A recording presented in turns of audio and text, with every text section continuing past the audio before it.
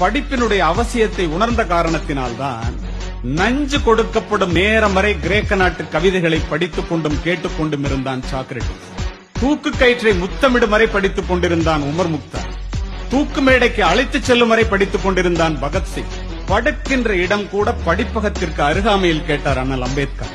படித்துக் கொண்டிருந்த புத்தகத்தை முடித்துவிட வேண்டும் என்பதற்காக தன்னுடைய அறுவை சிகிச்சையே அடுத்த நாள் மாற்றி வைக்க சொன்னார் பேரறிஞர் அண்ணா. பயணங்களின் போது எல்லாம் படிப்பதையே தன்னுடைய வழக்கமாக கொண்டிருந்தார் பாரதத்தினுடைய முதல் பிரதமர் ஜவஹர்லால் நேரு. படித்துக் கொண்டிருந்த புத்தகத்தை முடிக்காமல் தூக்கத்தையே மறந்தவர் முன்னாள் ஜனாதிபதி ராதாகிருஷ்ணன் அவர்கள்.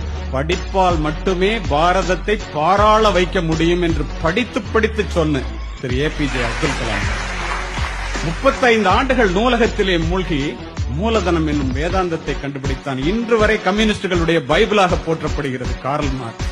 படிப்பு ஒரு மனிதனை எந்த அளவிற்கு உயர்த்தும் என்பதை ஆசிரியர்கள் உணர வேண்டும். பிக்காசோவினுடைய ஓவியத்தை விட, பீத்தோவனினுடைய இசையை விட, கம்பனினுடைய ஒரு செய்யுள், பாரதியினுடைய ஒரு பாட்டு, என் கண்ணதாசனினுடைய ஒரு வரி நம்முடைய வாழ்க்கையே புரட்டி போச்சு.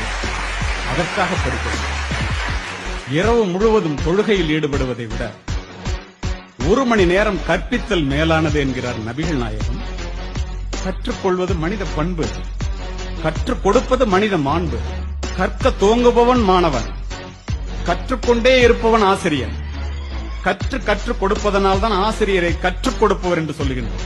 நீர் அளவே ஆகுமாம் நீராம்பல், தான் கற்ற நூல் அளவே ஆகுமாம் நுண்ணறிவு.